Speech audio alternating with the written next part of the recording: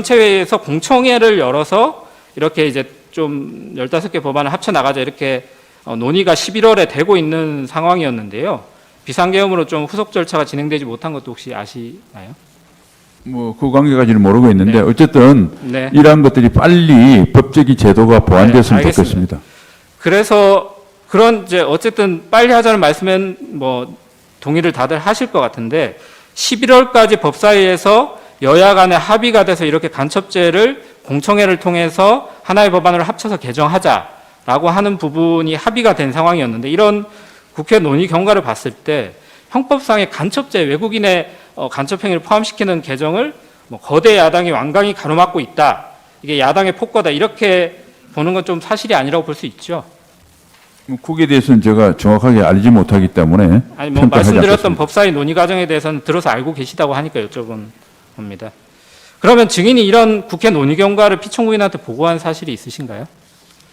간첩죄 조항에 대해서 여야가 좀 합의가 돼 있는 상태다. 공청회를 열려고 한다. 뭐 구체적으로 보여드린 사항이 없습니다. 그러면 피청구인은 누구한테 이런 정보를 받아서 야당이 간첩죄 조항 개정을 반대하는 반국가 행위하고 있다. 이렇게 인식을 한 상태에서 담화를 하시고 비상계엄 선포도 하셨을까요? 누가 이런 내용을 보고하시나요? 그건 뭐 제 개인적인 주관적인 평가는 말씀드리지 않겠습니다. 아니요. 그런 게 아니고 누가 이런 내용을 여야 간에 진행되는 상황을 보고하시는지 여쭤보는 거예요. 대통령실에서. 일반 보도도 좀 많이 됐고 네. 만일 그 법에 관련되기 때문에 했으면 법률 담당하는 뭐 민정수석이나 법률비서관 또는 네. 또 간첩죄에 해당되니까 국정원 뭐 이런 쪽에서 보고했지 않겠는가 뭐 생각을 합니다. 업무 소관상. 알겠습니다. 네, 제가 몇 가지만 여쭤보겠습니다.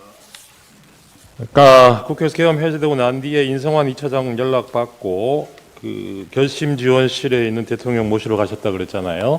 네. 예. 그때 인성환 2차장도 그런 생각을 한 것 같고 증인도 여기 오래 머무는 거는 오해의 소지도 있는 것 같다 이런 얘기로 말씀하셨어요. 어떤 오해의 소지가 있습니까? 그 시점에 대통령이 거기 있는 거에. 대통령께서 국회에서 한 공안시 1분인가 2분인가 했는데 네.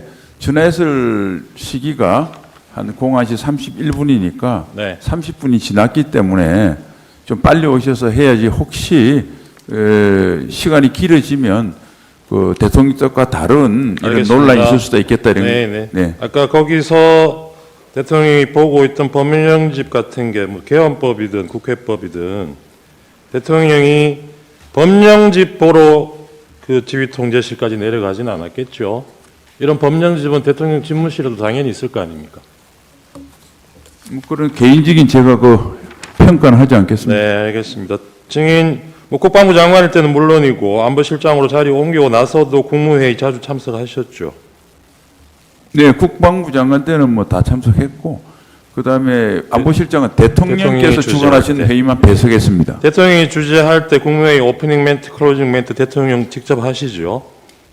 그렇습니다. 네, 보통 오프닝 멘트는 뭐 공개형으로 한다 그러고 클로징 멘트는 비공개형으로 한다 그러는데 작년 4월 총선 끝나고 그때 국무회의 뭐 클로징 멘트나 이런 기회에 대통령이 총선 결과를 어떻게 받아들였는지 멘트 들은 게 기억이 나십니까?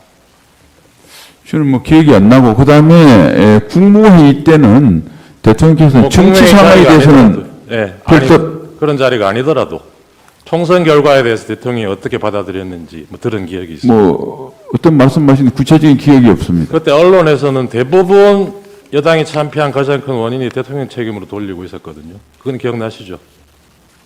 그런 보도가 일부 있지만 또 다른 보도가 있었던 걸로 알고 있습니다. 네, 알겠습니다. 그 대통령이 주재하는 국무회의가 5층 그 대접견실에서 열린 적이 있습니까? 거기에서 열린 적은 없는 것으로 기억합니다. 없는 것 같죠.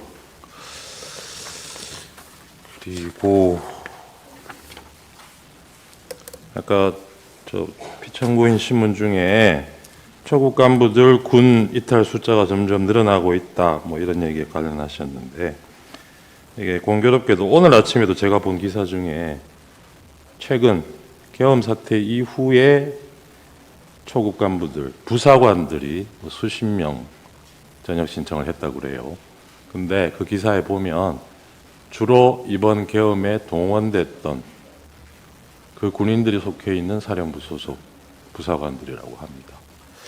이 초급 간부들이 떠나는 이유가 여러 가지가 있겠지만 저는 처우 개선도 처우 개선이지만 이 사람들 이 나라와 국민을 지킨다는 자긍심, 사기 이런 부분도 굉장히 큰 요인이 된다고 생각하거든요. 동의하십니까? 네, 사기 뭐 자긍심 당연히 되고 예, 단지 그런데 계엄과의 인과관계에 대해서는 저희가 제가 파악한 바 없습니다. 이 심판정에서 국민들과 함께 본 상관들 중에는 군통수권자를 포함해서 두 부류의 상관들이 있었어요.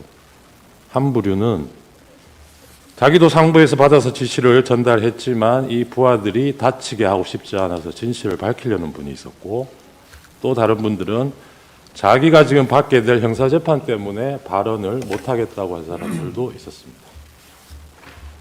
이런 사람들이 상관으로 있으면 그 밑에 있는 뭐 초급 간부든 어느 군인이든 자긍심을 가지고 군인으로 복무할 수 있겠습니까?